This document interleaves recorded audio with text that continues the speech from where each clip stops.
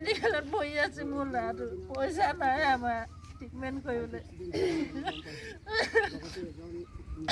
পইচা ইমান বিচাৰিছো পইচা ক'তো নাপাওঁ মই পুত্ৰৰ চিকিৎসাৰ সহায় বিচাৰি অসহায় মাতৃৰ কান্দোন। ল'ৰাটো মোৰ ৰচিদিনত হৈ আছে একো নাই মোৰ ল'ৰাটো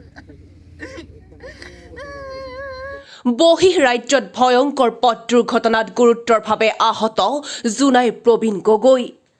বহিঃ ৰাজ্যত সংঘটিত এক ভয়ংকৰ পথ দুৰ্ঘটনাই জোনাই অঞ্চলৰ এটি পৰিয়ালক গভীৰ দুখৰ গৰ্ভত ঠেলি দিলে। জোনাই বেৰা মাজগাঁও নিবাসী বলৰাম গগৈ প্ৰায় ২৪ বছৰীয়া কৰ্মৰ সন্ধানত হায়দৰাবাদত থকা পুত্ৰ প্ৰবীণ গগৈ ১ জানুৱাৰী তাৰিখে হায়দৰাবাদত সংঘটিত এক ভয়ংকৰ পথ দুৰ্ঘটনাত গুৰুতৰভাৱে আহত হয়। জানিব পৰা মতে দুৰ্ঘটনাৰ পিছতেই গুৰুতৰভাৱে আহত প্ৰবীণ গগৈ ততাতৈয়াকৈ হায়দৰাবাদস্থিত এখন ব্যক্তিগত চিকিৎসালয়ত ভৰ্তি কৰোৱা হয়।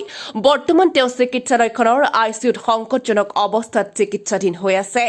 চিকিৎসকে উন্নত চিকিৎসাৰ অতি প্ৰয়োজনীয়তা উল্লেখ কৰিছে যদিও অধিক খৰচৰ বাবে অসহায় পৰিয়ালটোৱে চিকিৎসা আগবঢ়াবলৈ অক্ষম হৈছে।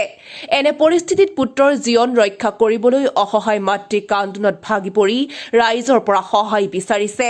আৰ্থিক দুৰ্বলতাৰ বাবে চিকিৎসা ব্যয় বহন কৰিব নোৱাৰা পিতৃ মাতৃয়ে অসমৰ সদাশয় ৰাইজ সমাজ সংগঠন তথা ৰাজ্য চৰকাৰৰ ওচৰত কাতৰ আহ্বান জনাইছে যাতে প্ৰবীণ গগৈয়ে সময়মতে উন্নত চিকিৎসা লাভ কৰি পুনৰ জীৱনলৈ উভতি আহিব পাৰে।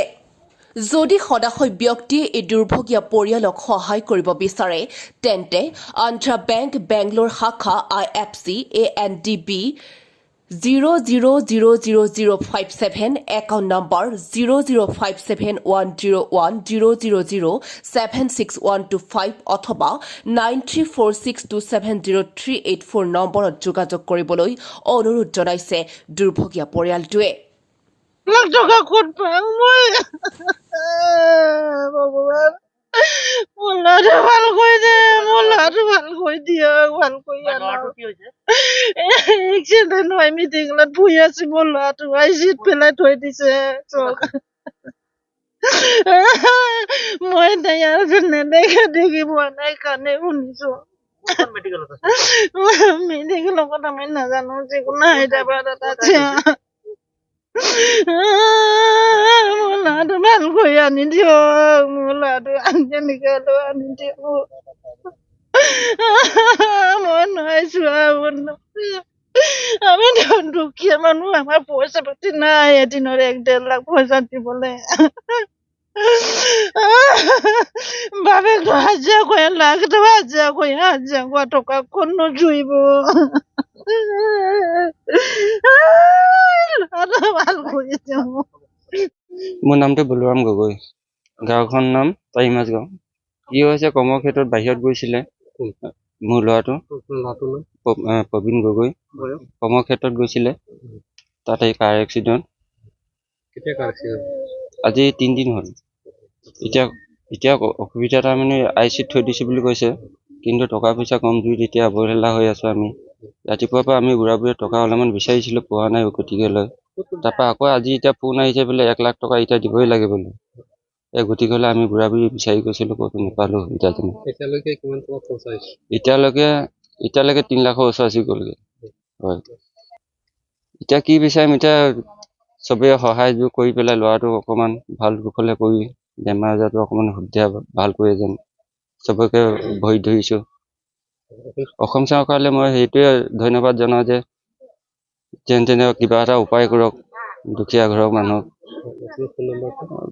9346270384। ল'ৰাটো হায়দৰাবাদত কৰ্মৰত আছিলে ঘৰৰ অসুবিধাৰ কাৰণে আৰু ১ জানুৱাৰীৰ দিনা তেখেতলোকৰ বাইক এক্সিডেণ্ট হ'ল বুলি আমি গম পাইছোঁ। লগতে এজন মৃত্যু হৈছে লগতে আছিলে আৰু এইজনৰ অৱস্থা যি বলৰাম গগৈৰ পিতেক প্ৰবীণ গগৈ বয়স এনেকৈ বেছি নহয় ২৫-২৬ বছৰৰ ল'ৰা।